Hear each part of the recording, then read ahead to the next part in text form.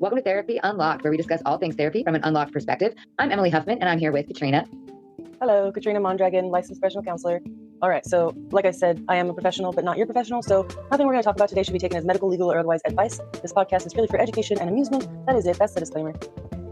Education, amusement, and because I would like to be famous. So please like, subscribe, follow, engage, hate on us, join the conversation. Find us on YouTube, find us on Instagram, find us anywhere where you listen to podcasts, because I love a creeper and I love a hater and I love a lover. So if you like the podcast, if you dislike the podcast, I'd like to hear from you. Who gave me a personality quiz as part of my treatment plan. And I thought that was very perceptive. I'm not sure if everyone would enjoy sitting through something like that, but I enjoyed receiving the feedback of that personality test, and it let me know a little better what may or may not work for me. Was it one of those Myers-Briggs tests or like the... Yeah, it was like an INFJ, something along those lines kind of test, just to see. The way it was put to me was they wanted to see what the best way would be to serve their client. And I thought that was good forethought. That was good insight. Yeah, I don't know if it would help everyone, but I enjoyed it myself. Yeah, there's always additional assessments that people are unaware of that can be done. Like, for example, in my practice, I do an additional post-traumatic stress assessment upon request. So, or if I find it clinically relevant, then I might ask the person like, hey, would you be willing to do this? Because sometimes it can be a little bit overwhelming or upsetting to do. I'm gonna say a hot take, because I'm allowed to do that as an unlicensed professional. But did everybody know that you can just go take autism assessments? You can just go take the RADS test if you want to, and then you don't have to tell anybody what your results were either. And you can just know, because you've been on social media and you've been questioning yourself. Go take the assessment. It's out there. You can do that with most assessments. Right. I'm just saying, medical care is difficult to access, but the internet is free. Those tests are out there. Be honest with yourself and just see what's up. At least screening questionnaires are definitely out there, like the borderline McLean questionnaire it's like a 10 questionnaire about borderline stuff. Then there's also like the PCL5. Yeah. Mm-hmm. A lot of times with ADHD, they'll give the assessments to the family, at least for the kiddos. They'll give the assessments to the family. To the family or teachers, friends, to see what other people observe about the child who's being evaluated. Yeah, absolutely. And those are publicly accessible. You can access those. You can access the scoring and ranking system. If you are a clever little person and you just wanted to do some of your own research, I'm not discouraging anyone from doing that. And I am your unqualified opinion on Therapy Unlocked. But we're here to unlock the mind. Yeah, if your clinician has like a outcomes thing, like a survey for you to do once a month, I say do it.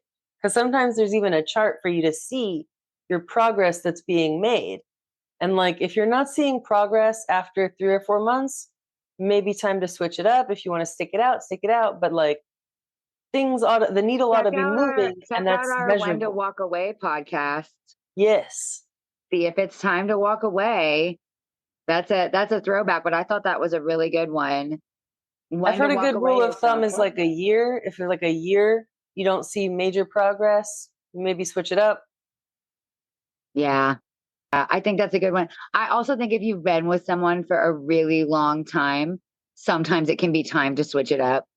Even if you saw some progress, even if you saw good things happening, it's not a relationship. They're not your lifetime partner. They are a clinician. There are more clinicians. Sometimes it can be good. It's a therapeutic relationship. It's not a friendship. And sometimes that can get confusing, as they're not your friend. They're not there to hear the tea. No, I love telling myself that joke. It gets me through the day.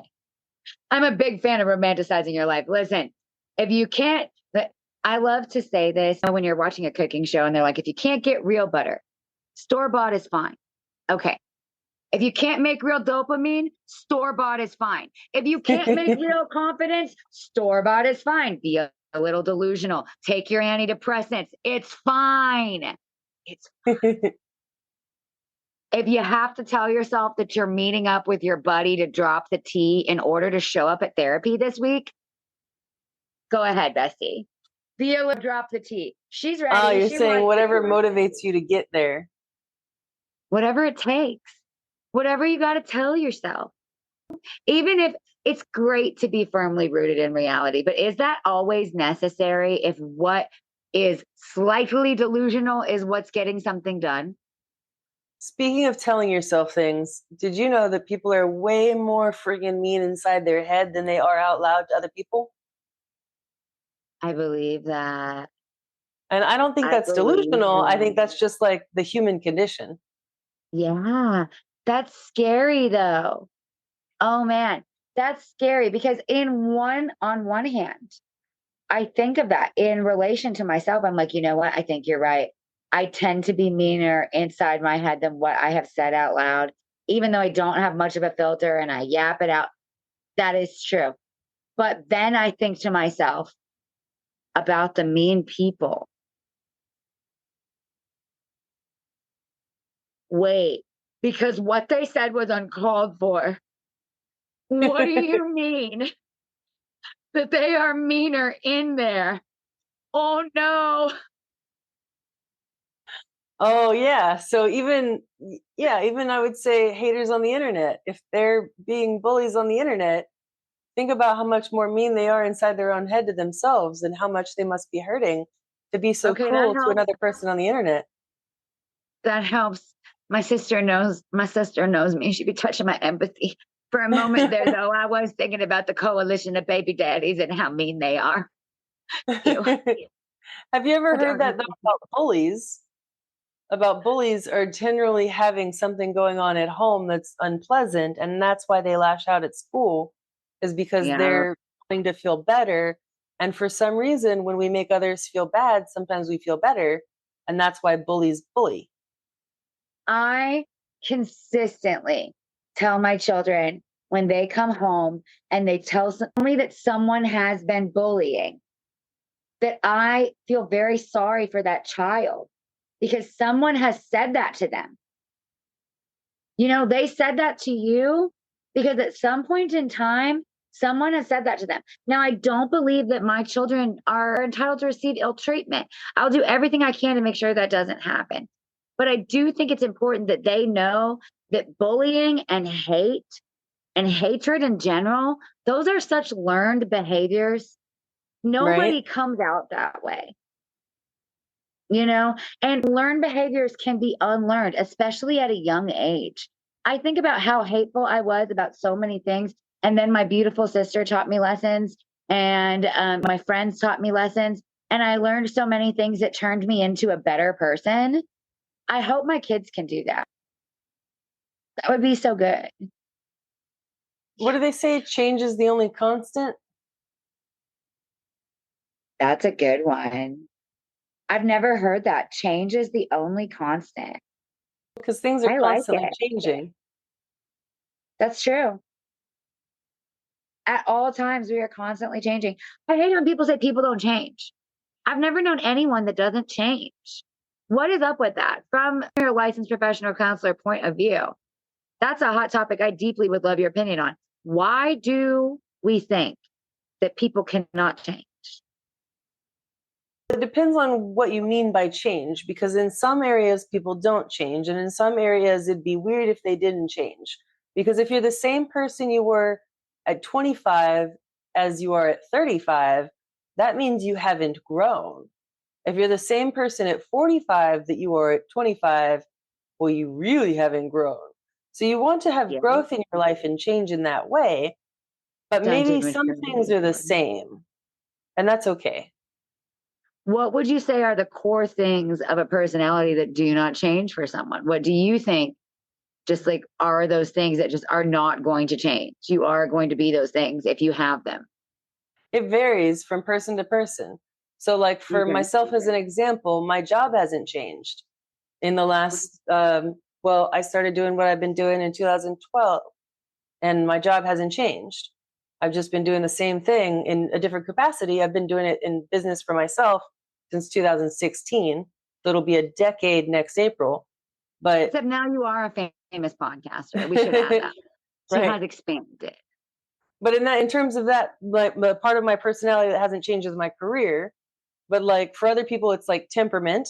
So like for some people, their temperament might be type A personality, really high pace, high strung, not necessarily high maintenance, but you know what I mean. And then other people might be more chill, go with the flow, and that's just how they are all throughout their life.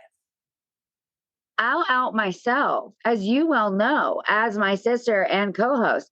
I like things where I like them. I don't want to move them. I have recently learned reluctantly that may be an obsessive compulsive thing, but that's okay. I like my things where I like them to be. Everything I has a do place. crash out if it changes. If I myself have not decided to change it, or I did not have hands on for moving of the item, I freak out. I lose it. That's probably a personality trait at this point, because despite my best efforts, I have just never been able to fix it. Now, I don't yell at people anymore, and I don't cry most of the time. I might go in the bathroom and cry a little bit, but. Well, have you ever heard of OCP? It's different than OCD. This might be not clinical. This is just totally like I've heard it on the internet. But obsessive compulsive personality, instead of being a disorder, it's more just like personality tendencies. I will reveal myself. I will reveal myself entirely. It's the same. So even if that's a buzzword right now, the way that I was gently brought to the understanding of obsessive compulsive behavior, the story makes me laugh every time because it's so ridiculous.